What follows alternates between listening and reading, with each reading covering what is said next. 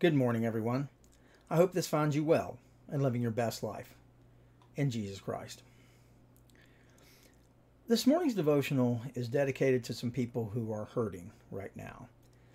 See, as I'm writing this, I'm absolutely overwhelmed with a feeling of helplessness and sorrow. I'm hurting for some great people who have been totally blindsided by life right now and are struggling with so many emotions: anger, fear, doubt, worry. They're crying out to the Lord, "Why, God, why?" and desperately trying to hang on to their hope that things will work out, and also that their faith in the Lord will continue to be strong. They're in pain. You know, physical pain is horrible, but in some ways, mental, emotional, and spiritual pain, they're worse. Even though I've never been in this specific situation, I can understand and empathize with their pain. I, like you, have felt pain. Pain that I wouldn't wish upon my worst enemy.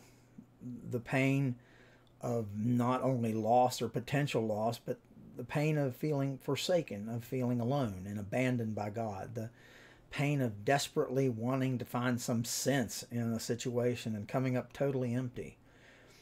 And with that pain comes anger.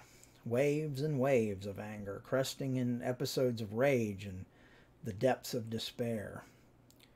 It makes you just want to scream out the Lord's name, question everything you've ever believed, and even demand an answer from God. It's the pain and anger and sadness from having the possibility of your greatest fear or fears become reality. And over and over and over in your head, you hear yourself ask this question: why?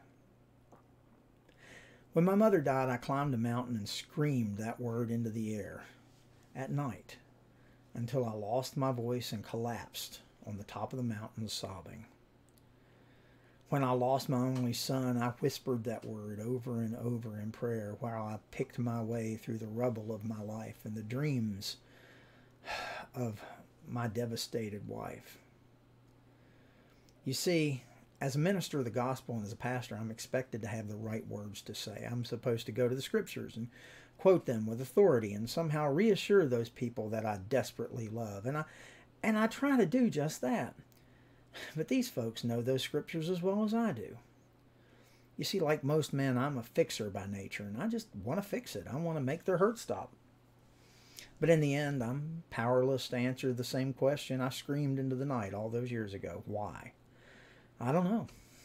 I probably never will. When things go wrong, God is always a convenient target for our anger. It's easy to blame Him when life is going badly, when things are going wrong. And the Bible does say that God sometimes allows bad things to happen to good people so that something greater can come out of it. Or so that we can learn to totally trust Him, that whatever happens, He'll be with us. And the Bible also says sometimes it's a test of the strength of our faith. Psalm 56, 3 and 4 says, "When I am afraid, I put my trust in you, in God, whose word I praise, in God I trust. I shall not be afraid. What can flesh do to me?" I don't understand, and truth be told, as much as I want to demand an explanation from the God of the universe, He doesn't owe me or anyone else any answers. All I can do is pray and study and read and trust and be there for them now. To listen when they want to talk, to be silent when they cry, to understand that their anger overflows, and to let them know that the Lord loves them and so do I. And as much as I want to make it all better, all I can really do is pray. Pray that the Lord will strengthen their faith with a little bit of mine. This morning, I guarantee there's someone near you who is hurting. Find them. Help them to see that they are loved by you and by the Lord. Share your faith with them. Give them a little bit of your strength and pray that the Lord will strengthen them.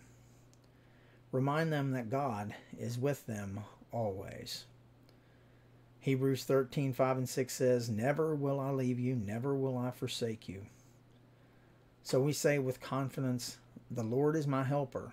I will not be afraid. What can mere mortals do to me?" He's right there with us. He's hurting with us. He's loving us. He's holding us. All those great heroes of the Bible had these same moments of fear and anger and despair, and they all had one thing in common. God never left them, and He'll never leave you. My mom used to say, "It's always darkest before the dawn." And then she'd pause and she'd say, "But the light of the world is Jesus." So this morning, I just want to remind everyone that bad times will come. And when they come, I can't have an explanation. But I do know that if we look for the light, we'll find it. I hope you make today a terrific day. I want you to remember I'm here if you need me. And I love you all.